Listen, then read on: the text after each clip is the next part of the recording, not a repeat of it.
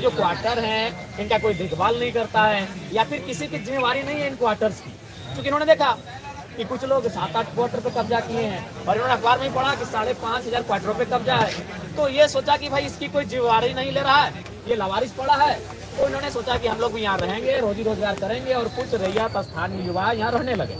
उसी क्रम में सूचना हुई, पुलिस की टीम आई, इनको धमकाया गया, चमकाया गया कि नहीं क्वार्टर को खाली कीजिए। तो इन्होंने भी कहा कि सर हम लोग 7 क्वार्टर को खाली कर देंगे, लेकिन सबसे पहले 5,500 क्वार्टर में अवैध रूप से हैं उन सबको खाली कीजिए, नहीं तो ये गलत है। कोई झारखंड का आदमी जब क्वार्टर में आता है तो आपको इलीगल लगता है, अगर इलीगल है तो सबके लिए इलीगल होना चाहिए।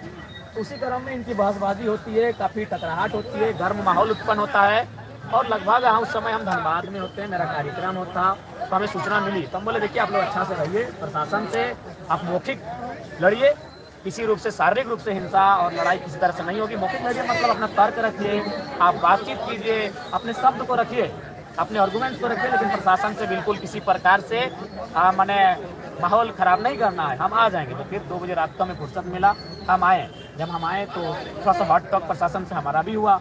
उसके बाद हम फिर चले गए रात को चले गए, जाके हम नावाडी में सीओ वीडियो के सामने हमने जनता दरबार लगाया, हम थाना गए, वहाँ लोगों की समस्या सुने, वहाँ से फिर हम डुमरी अनुमंडल गए, वहाँ मैंने लोगों की समस्या को सुना, मैं वहाँ से निमिया घाट गया।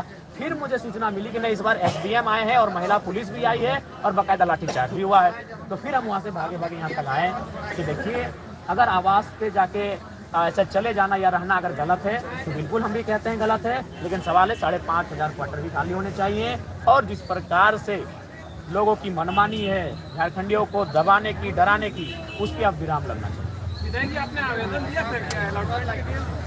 जी लड़कों ने आवेदन दिया था, 4 आवेदन दिया था, 4 दिया गया था सीसीएल के द्वारा।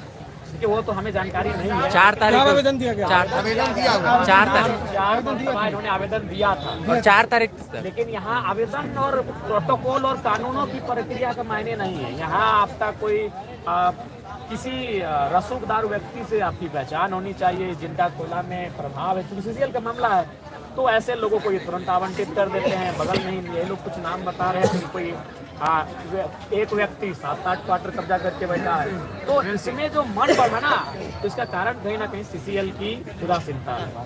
इसीलिए सीसीएल को अपनी उदासीनता को त्याग करते हुए और बिल्कुल जो लोग सीसीएल के कर्मी हैं उनके अलावा जो भी अवैध क्वार्टर कब्जे में है उसकी जाँच हो और उन्हें कहीं ना कहीं कब्जा मुक्त करना चाहिए।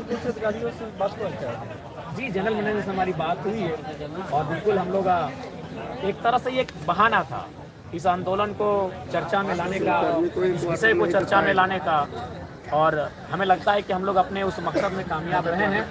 और आंदोलन के माध्यम से, चर्चाओं के माध्यम से भी इस माहौल को गर्म रखना है। सदन जब आएगा तो सदन में भी सवाल उठेगा और साथ ही साथ हम लोग कागजी प्रक्रियाओं के माध्यम से भी इस विषय पे लगेंगे कि अवैध जो कब्जा है, चाहे वो धनबाद के 58,000 क्वार्टर रहें या सीसीएल के 5,500 रहें या बीटीपीएस के रहें या चंद्रपुरा के रहें, अवैध होता है वो खाली।